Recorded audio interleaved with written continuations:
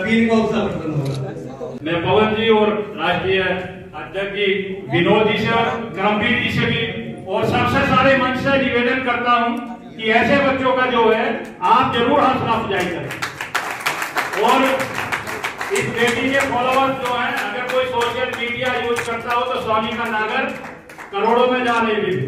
ये बड़ी बात है। बड़ी ग्रुप में आप हमारे हीरो भी हैं, कलाकार भी हैं। वैसे तो हमारे पवार साहब भी हैं कलाकार, लेकिन वो राजनेता बन गए, लेकिन वो वीरू प्रधान जी अपनी उस पर कायम है और उन्होंने टीवी की दुनिया में और देहाती जो कार्यक्रम होते हैं, देहाती जो प्रोग्राम होते हैं, उनमें अपनी उपस्थिति शानदार तरीके से दर्ज की है और अच्छे जो है वो किरदार अपनी फिल्मों के माध्यम से, अपने नाटकों के माध्यम से।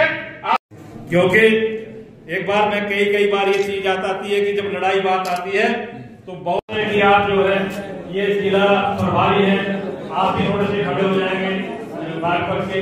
आप सबसे ठीक है कि इनको प्रशिक्षण देंगे तो स्वागत होगा। एक सामाजिक सोशल राजनीति सारे गुण संपन्न है छोटे भाई में और हमेशा करवा तो नहीं सकूं पूरे समय और कोई बात नाम बोल दो फटाफट। देखिए इसी कड़ी में मैं शिव कुमार प्रधान जी हमारे बीच में संगठन महामंत्री ये जो है प्रशिक्षण की संख्या है, ये इसमें थोड़ा सा ऊपर नीचे हो गया। अब समय का सोशल मीडिया के माध्यम से मैंने बताया कई बार कि जब जो है समाज की बहन और बेटियां जब हिस्सा लेने लगे तो आने वाली जनरेशन जो है सुधरने लगती है। एक बेटी जो है एक समाज की रीढ़ होती है और एक परिवार को पूरे को संभालने का काम करती है। और जब समाज परिवार संभलता है तो उसके साथ 10 परिवार और खड़े होते हैं।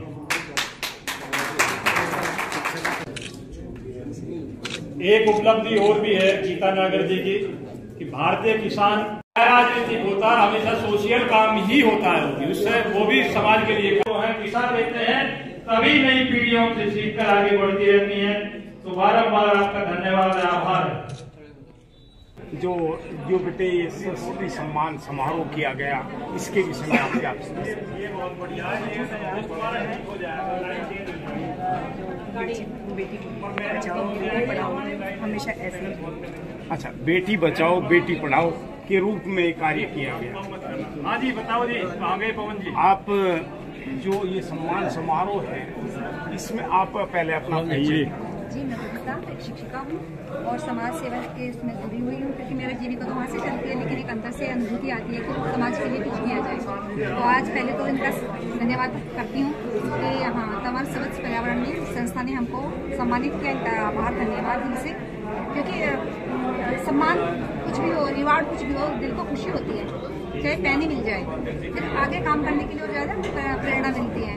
और जो हमारा जो सारथी जिसकी वजह से मुझे मिला है, सारथी वेलफेयर फाउंडेशन है, उनका दिल से आभार है, क्योंकि संस्था से मैं जुड़ी हुई हूँ। और जो मैं एक स्लोगन बोलना चाहूंगी, धरती करे यही पुकार, पेड़ लगाओ बार बार। पेड़ है धरती का श्रृंगार, क्यों करते हैं हम इस पर अत्याचार? क्योंकि मैं कविता भी लिखती हूँ तो मुझे बड़ा जोश आ जाता है जब मैं बोलती हूँ। तो पर्यावरण के ऊपर है विशेष। अभी तक आपने पर्यावरण के लिए कोई विशेष कार्य किया है? विशेष कार्य तो सर ये है कि मतलब प्रतिवर्ष 5 जून को तो लगता ही है, लेकिन वैसे भी उसका पौधा तो हम सब लगा देते हैं, लेकिन उसे पहुँचना भी तो चाहिए ना। और मैं तो एक शिक्षिका हूँ, तो मेरे जब मैं 8 साल हो गए मुझे हलालपुर में, जो हमने पौधे लगाए स्टार्टिंग इतनी लाई और आज भी बहुत बड़े बड़े हो रखे हैं। तो इसका मतलब देख कर अच्छा लगता है कि बच्चे भी इसमें कुछ लोग ऐसे ना पेड़ तो लगा देते हैं परंतु उसकी देखभाल नहीं करते। जैसे बच्चा बहुत से है ना, तो बच्चे पैदा कर दिए उसे ध्यान नहीं रखते, तो वही चीज है वो नष्ट हो जाता है। तो उस बच्चे का यदि उस पेड़ का यदि आपने लगाया तो उसका पालन जिम्मेदारी है, बिल्कुल जिम्मेदारी से करते हैं आप लोग। इसीलिए प्रमाण है सर, आप इसको बनाइए देखिए, क्योंकि आज जो पौधे पेड़ बन चुके हैं बड़े बड़े। बहुत सुंदर। जो आज ये कार्यक्रम हो रहा है इसके विषय में आप क्या कहेंगे?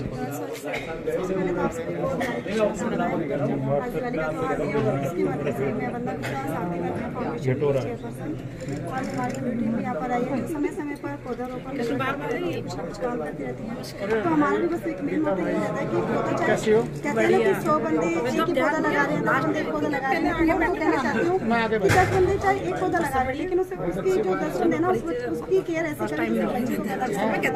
अच्छा, इस पे आपने देखा होगा जब हमारे हिंदुओं के त्योहार आते हैं जैसे दीपावली है, तो विशेष लोग कहना शुरू कर देते हैं कि पर्यावरण बचाओ, वो बचाओ, ये बचाओ, तो इस पर क्या कहना नहीं, मैं मानती हूँ कि ठीक बात है, लेकिन हमें तो अपना त्योहार अच्छी तरह से मनाना चाहिए। हम शुरू से ही इसी तरह से फुलझड़ियाँ पटाखे करते रहते हैं, करते रहेंगे। हम अपना दिवाली का त्योहार उसी तरह से बनाएंगे, बड़े धूमधाम के साथ बनाएंगे, जैसा बनाते आ रहे हैं उसी तरह से सबके साथ। जी, हमारे बीच एक देवेंद्र प्रमुख जी हैं, देवेंद्र प्रमुख जी जो बहुत डिबेट में आते हैं और वे सुदर्शन न्यूज पे भी आते हैं, और उनसे आज हम एक बात कहना चाहते हैं कि देवेंद्र प्रमुख जी, आपने सुरेश जी के जो धर्म योद्धा हैं, चेयरमैन है सुदर्शन न्यूज के, उनको देखते हैं, उन्होंने एक अभी बहुत अच्छा धर्म के और समाज के राष्ट्र के लिए कार्य शुरू किया है कि जो घुसपैठी जानते हैं ना, जो घुसपैठी अपने देश में बिना वीजा के घुस के आ चुका है, और बहुत है संख्या में, करीब गवर्नमेंट के आंकड़ों में करीब 8 से 10 करोड़ है। तो उसके विषय में आप क्या कहना चाहिए? देखिए पवन जी, अगर जो इस पर चर्चा करूंगा तो लंबी घंटे की डिबेट होती है कि सुरेश चौहान जी के अगर कार्यों की बात करें तो एक ऐसा व्यक्ति है मीडिया की दुनिया में, सुरेश चौहान एक ऐसा नाम है जिसने सरकार कोई भी रही हो लेकिन लड़ाई लड़ी है सनातन की, और सनातन के साथ साथ अब ये राष्ट्र की और राष्ट्रहित की लड़ाई है। एनआरसी और सीए का जब मुद्दा चला था तो जिस तरह सुरेश चौहान ने विपक्ष की पार्टियों को उनके घरों पर जाकर नंगे कर इस तरीके से क्वेश्चन किए थे कि आप भारत के लोकतंत्र में या भारत की राजनीति में या भारत में कितना विश्वास रखते हैं, कितना भारत की सुरक्षा पर बात करते हैं, तो एक भी नेता सुरेश चौहान का जवाब नहीं दे पाया था।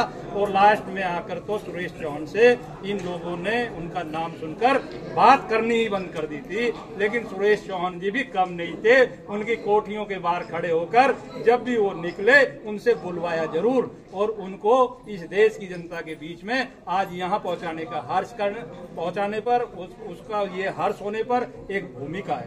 सुरेश चौहान एक राजनीति नहीं, वो मीडिया का वो चेहरा है जिसने राजनीति को भी दिशा दी है। मैं धन्यवाद करना चाहता हूं ऐसे लोगों का, ऐसे मीडिया के लोगों का कि जो खुलकर बोल सकते हैं। चैनल तो और भी बहुत है, बात और भी बहुत देश की करते हैं, लेकिन जिस तरह से सुरेश चौहान ने अपने सुदर्शन न्यूज के माध्यम से, आज से नहीं, आज सरकार समर्थित है, आज सरकार जो है सनातन के प्रति जो है बहुसंख्यकों के प्रति जो लगाव रखती है, बात करती है, लेकिन सरकार कभी बहुसंख्यकों के खिलाफ थी, सनातन के खिलाफ थी, पर सुरेश चौहान तब भी लड़ाई लड़ते थे। तो ऐसे लोगों को मैं यही कहना चाहूंगा कि देश की जो भी जनता मेरी बात अगर कहीं तक सुन रही है तो सुरेश चौहान जैसे व्यक्ति को सपोर्ट करिए, ये आपकी सपोर्ट की लड़ाई। मैं बहुत सही जी, जैसे कि अभी आपने कहा कि घुसपैठी, लेकिन पहले तो हमें अपने आप को ही देखना पड़ेगा, क्योंकि घुसपैठी भी जब भी आते हैं जब हम लोग उनको आने देते हैं, पनाह देते हैं, तो पहले तो जब तक हिंदू एक नहीं होगा तब तक कुछ भी नहीं होने का सर। मुस्लिम को देखो एक हो जाते हैं सारे के सारे, एक फोन पे सारे एक हैं, लेकिन क्या हमारे हिंदुओं में बड़ी प्रॉब्लम है। तो जब तक हम लोग एक नहीं होंगे तब तक हिंदुस्तान नहीं। तो इस पे जो अभी इन्होंने कहा है कि हमें एक होना चाहिए, क्या अभी तक हम एक नहीं है? हाँ सर, वही है, बटे हुए हैं सर, तभी तो कभी कुछ हो जाता है, कभी कुछ हो जाता है। अभी मैं नन्ना जी के साथ जुड़ी हुई हूँ, बहुत अच्छी है। मैं अभी उड़ीसा में फंस गई थी, मैंने इनको फोन नहीं किया, इन्होंने मुझे फोन किया कि मेरा एक बंदा उड़ीसा में फंस गया है। इन्होंने ऊपर अधिकारियों से बात करी, मेरे को तुरंत वहाँ से मदद मिली, तुरंत ही आई मेरे पास और मेरे को वहाँ से निकाला गया। कब की बात है? ये अभी 24 तारीख की बात है जी। हाँ, और वहाँ किसकी चक्रवात समय इतना रुकी नहीं, बस मैं गई हूँ और आई हूँ। लेकिन इनको जैसे ही पता लगा इन्होंने मुझे कॉल करके पूछा, तो मैंने बोला मैडम शायद मैं जिंदा ना आ पाऊँ, मैं बस चक्रवात में सर समुद्र के किनारे थे। इसका ये है कि भगवान को धन्यवाद करते हैं, आप समाज का कार्य करते रहते हैं। सर एक अच्छी संस्था से जुड़ेंगे तो अच्छा ही होगा, है ना? सब लोग साथ में है। बात है ना कि आपकी सोच सनातन वाली होगी, आपकी सोच राष्ट्रवादी होगी, आपकी सभी के प्रति अच्छी सोच होगी, तो निश्चित भगवान भी आपका। सर हम एक है, हम एक है। आजकल जैसे आपने देखा होगा, नेता लोग जब उनको वोट लेनी होती है तो वो टारगेट करते हैं अपनी जाति को, परंतु यदि उनसे ये पूछा जाए कि आप 10-20 ऐसे लोगों को बताए कि आपने टिकट लड़ने से पहले अपनी जाति वालों का कितना भला किया। कुछ नहीं करा होता सर, पैसे दे दे के भला हो जाता है।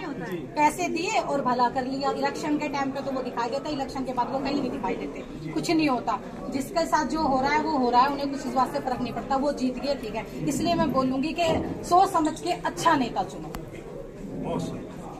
हमारे बीच सागरपुर मंडल की उपाध्यक्ष भारतीय जनता पार्टी की समाज सेवक, और मैंने बहुत बार देखा है और इन्होंने मेरे को बहुत बार बुलाया है। जब भी किसी गौ माता पर कोई दिक्कत आती है तो ये रात के 2 बजे हो या दिन के 2 बजे हो, रात का 1 बजा हो या दिन का 1 बजा हो या सुबह की कभी भी हो, तो इनमें जब भी कोई सूचना मिलती है कि गौ माता पे वहाँ कोई अत्याचार हो रहा है या उसको चोट लग रही है या कोई भी दिक्कत है तो ये तुरंत पहुंचती है। यदि किसी महिला पर कोई अत्याचार होता है तो तुरंत पहुंचती है।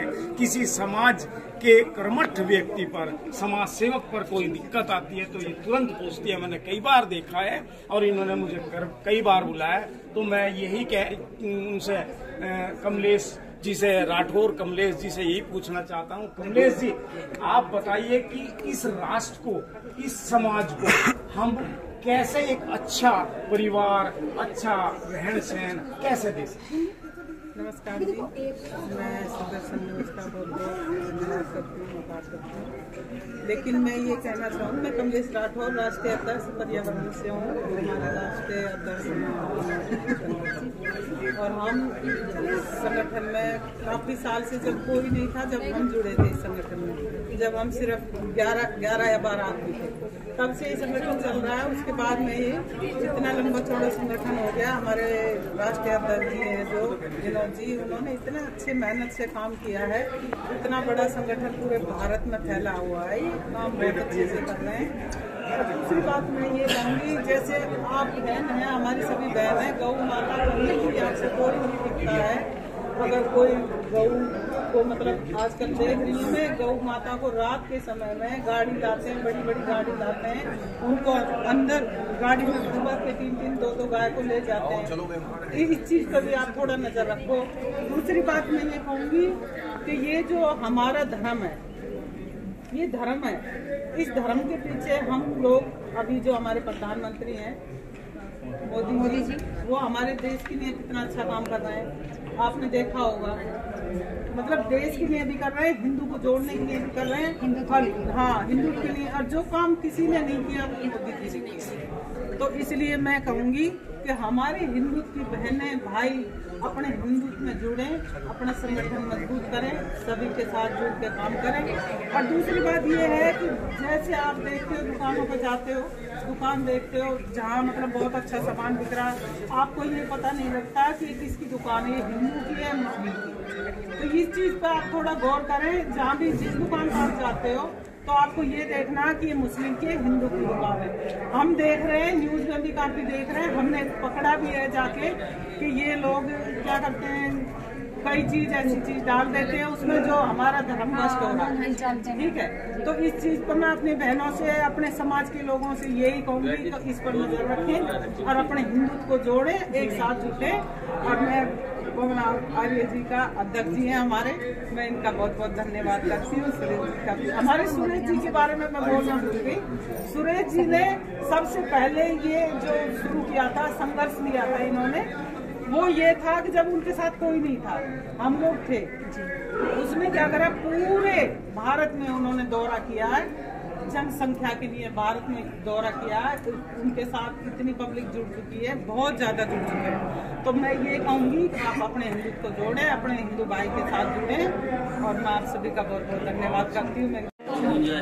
हमारे बीच मोनिका तोमर जी हैं और जो बड़ौद क्षेत्र से और बड़ौद क्षेत्र से हैं मोनिका तोमर जी, और समाज के लिए कार्य करती रहती हैं। तो मोनिका तोमर जी से हम पूछना चाहते हैं, जो आज योगी जी की सरकार है उत्तर प्रदेश में, आप इस सरकार के विषय में क्या चाहेंगे आगे, और क्या चाहेंगे कि योगी जी आने वाले टाइम में क्या करें? हमारी सरकार बहुत अच्छी है, बहुत ही अच्छा काम कर रही है। हम यही चाहेंगे कि हमारी सरकार यही आए आगे तक जितना भी टाइम हो। हमारी सरकार यही चले अच्छी महिलाओं के लिए बहुत सुरक्षा उन्होंने की है और बहुत अच्छा काम कर रही है हमारी सरकार। जैसा मैं भी इसी क्षेत्र से हूँ, हम पहले ये देखते थे कि महिलाएं 6 बजे के बाद उनका परिवार अलाउड नहीं करता था कि बाहर निकल जाए। आज रात के 10, 11, 12 बजे भी बाहर निकल जाए तो कोई दिक्कत नहीं। तो इस पे क्या मोदी जी की सरकार में पॉसिबल है सर, वैसे पॉसिबल नहीं है। हाँ, क्योंकि वो एक किसी भी टाइम हम लोगों को कोई टेंशन ही नहीं होती कि हमारी बेटी 12 बजे आएगी, नहीं, क्योंकि सरकार ही ऐसी है कि बिल्कुल कुछ भी दिक्कत होती है तो छोड़ के जाते हैं। अच्छा, मैंने देखा घटनाएं तो अब भी हो जाती है। नहीं, मतलब इतनी तो नहीं होती है, होती नहीं है वैसे ज्यादातर। अच्छा, घटनाएं तो होती हैं। मैं आपको बताऊं, यदि पहले 20 हो रही थी अब 2 होती है, परंतु 2 घटनाएं होती है उनका रिजल्ट तुरंत आपको मिल जाता है। हाँ। ये घटना है कि देखो, घटना तो रुक नहीं सकती क्योंकि जब तक जिहादी अत्याचारी रहेंगे बिल्कुल रहेंगे, इतना हमें केयरफुल होना पड़ेगा इसमें, हर पेरेंट्स को और हर बच्चों को। धन्यवाद। मैं खेला गांव में और तंवर स्वच्छ पर्यावरण संस्था ने एक सरस्वती पुत्र सम्मान समारोह आज आयोजित किया। उसमें बड़ी बड़ी हस्ती जो हमारे उत्तर प्रदेश की या देश की बड़ी बड़ी हस्तियां हैं वे आई हैं। उसमें एक हमारी बहन जिसने आज अपने जिले बागपत का नाम ही नहीं अपने उत्तर प्रदेश का नाम रोशन किया है, आज उस बहन से हम कुछ बात करना चाहेंगे। हाँ बहन, आपका नाम? गुज्जर सोनिका नागर।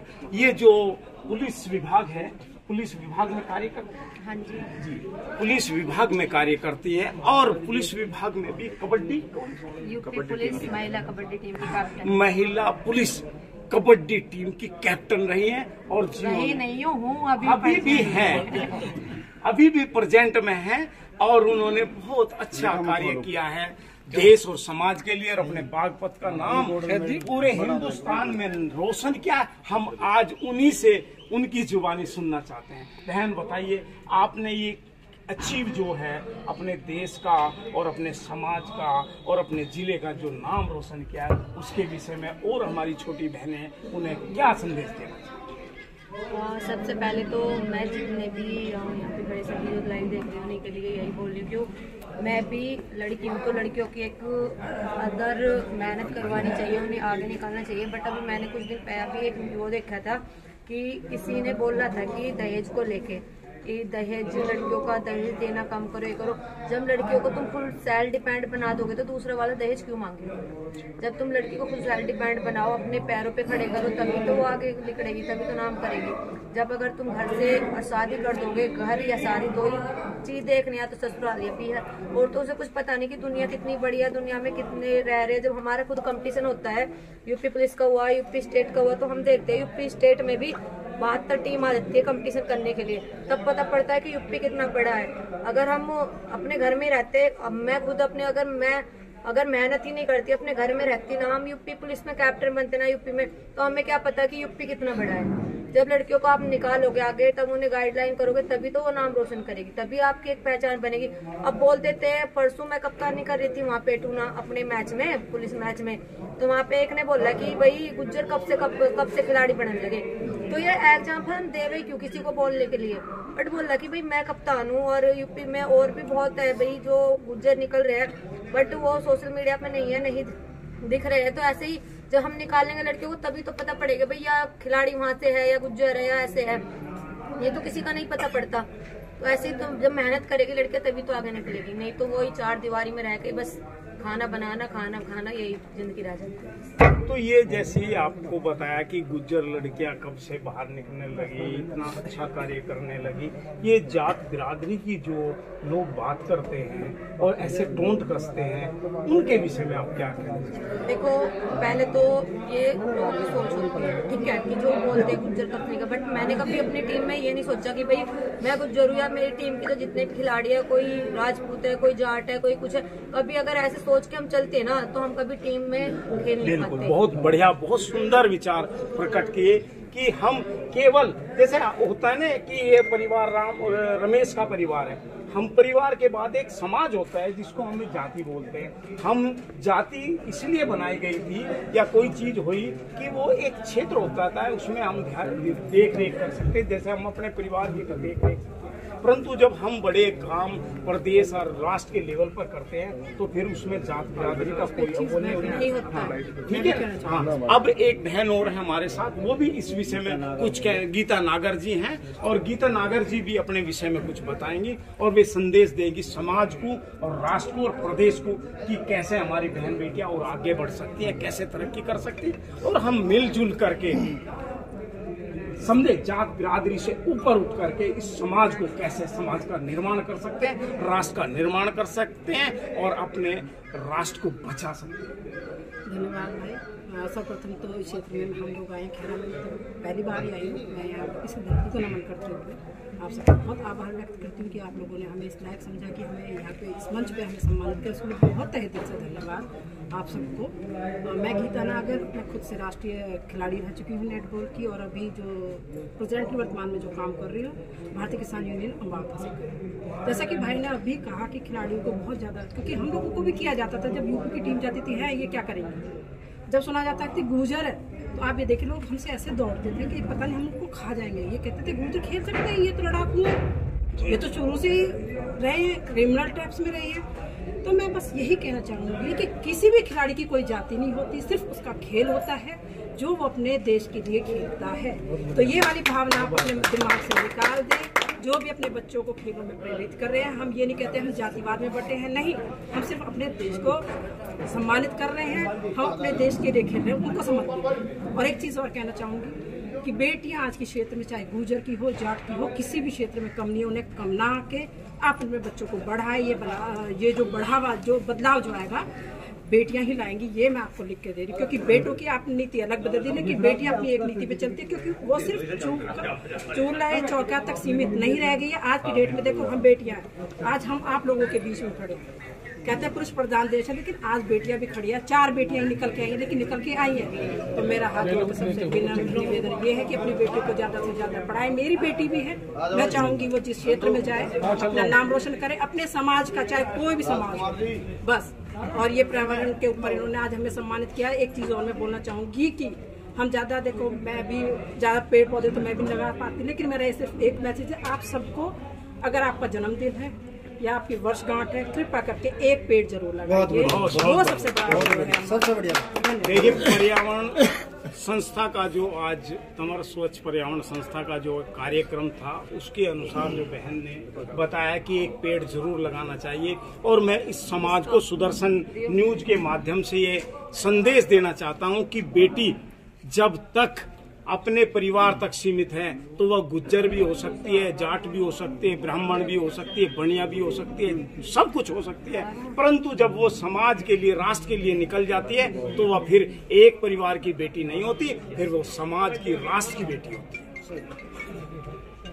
तो मैं इसी और हमारे बीच एक हमारे और मित्र, युवा नेता और भारतीय जनता पार्टी का जो बागपत जिला है उसके जिला महामंत्री हैं, तो वे मित्र, नाम भी उनका शेर सिंह राणा, वो शेर सिंह गुर्जर है। तो मैं शेर सिंह गुर्जर जी से भी चाहता हूं कि आप भी समाज में जो युवा हैं और समाज में युवा हैं, उन्हें राजनीति में क्यों बढ़कर आगे आना चाहिए। यदि युवा राजनीति में आएगा तो कैसे सुधार होगा इस देश का, इस राष्ट्र का, मैं आपसे इसमें विचार। धन्यवाद आदरणीय पवन जी, आप बड़े सुलझे हुए पत्रकार बंधु हैं।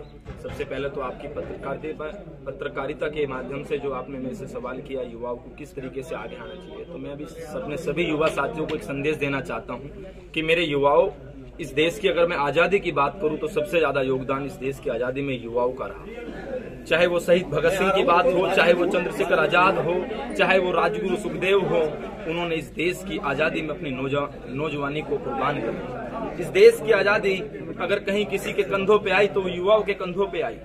तो हम सबको शहीद भगत सिंह, राजगुरु सुखदेव और चंद्रशेखर आजाद से प्रेरणा लेकर के देश के और राष्ट्र के लिए काम करना चाहिए, पर्यावरण के लिए काम करना चाहिए। ये सच्चाई है कि जहां जवानी चलती है वहां जमाना चलता है। आपने सुना होगा कि जिस ओर जवानी चलती है उस ओर जमाना चलता है, उस ओर ही जमाना चलता है। जय हिंद, जय। बहुत बढ़िया, बहुत सुंदर। जो पटेल जी का अच्छा कार्य रहा देश समाज के लिए, उसके विषय में आप क्या कहना चाहेंगे? पहले तो मैं सभी देशवासियों को दिवाली की हार्दिक शुभकामनाएं करता हूँ। फिर जो हमारे वल्लभ भाई पटेल जी थे, दौड़ भाग का उनका हमारा भी प्रोग्राम है कल, और सभी युवाओं को एक प्रेरणा मिलेगी उसमें, जो भाग लेंगे, दौड़ लेंगे। और जो संस्था है हमारी, पेड़ लगाओ सांस बचाओ। बहुत सुंदर कहा कि हमारी संस्था ने इतना अच्छा कार्य कर रही है कि आपने कोरोना काल में देखा होगा कि जिसने पेड़ ऑक्सीजन की जब कमी पड़ गई तो एक ऑक्सीजन का सिलेंडर कितने 40, 50 हजार में भी नहीं मिल रहा था, परंतु ये समाज सोतवर स्वच्छ पर्यावरण संस्था और गजब नेताजी या सारे समाज सेवक मिल करके पेड़ लगा रहे हैं, और एक पेड़ की ऑक्सीजन एक सिलेंडर के बराबर होती है। तो समझना है कि एक पेड़ आपके लिए कितना लाभदायक है। तो पेड़ बचाओ और इस समाज को बचाओ, मतलब पेड़ लगाओ और समाज बचाओ। पर्यावरण संस्था है वो हर बार हम देखते हैं एक ने एक अच्छा कार्य करती रहती है। तो ये जो कार्य आप करते हैं समाज के लिए, राष्ट्र के लिए, इसकी प्रेरणा आपको कहाँ से? इसकी प्रेरणा हमें 2014 में आदरणीय हमारे देश के प्रधानमंत्री मोदी जी से मिले। हम मोदी जी से मिले थे 2014 में। उनके विचार सुन के, उनके विचार देख के हमें प्रेरणा मिली कि हमें पर्यावरण के लिए कार्य करना चाहिए, क्योंकि प्रथम आज पूरे वर्ल्ड में, पूरे विश्व में केवल और केवल एक विषय सबसे महत्वपूर्ण है, एनवायरमेंट। और एनवायरमेंट पे काम करना इसलिए जरूरी है क्योंकि अब समय है ही नहीं हमारे पास। जो जलवायु परिवर्तन चल रहा है इस समय, उसकी रोकथाम के लिए हमें ये कदम पहले उठा लेने चाहिए थे।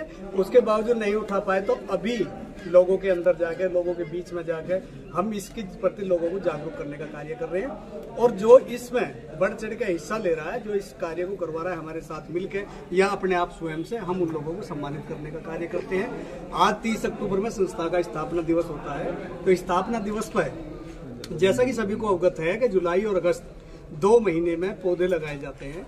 तो जो पौधे लगाता है और उन्हें संरक्षित करने का कार्य करता है, उन लोगों को, उन विशिष्ट लोगों को आज 30 अक्टूबर स्थापना दिवस पर सम्मानित करने का कार्य संस्था करती है।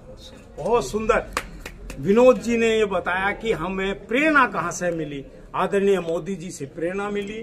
प्रेरणा के बाद हमने कैसे कैसे इस समाज को की गंदगी को, जो आज धुआं प्रदूषण को, उसको कैसे दूर किया, पेड़ पौधे लगाकर। परंतु पेड़ पौधे बहुत लगा देते हैं, उनका जो संरक्षण है वे नहीं कर सकते। परंतु इनकी संस्था, जो राष्ट्रीय अध्यक्ष विनोद तंवर जी, उनकी संस्था जो भी पेड़ लगाती है उसकी देखभाल करती है और उसको बड़े होने तक उसकी देखभाल करती है। इसी पे हमें सुदर्शन न्यूज की तरफ से विनोद जी का धन्यवाद।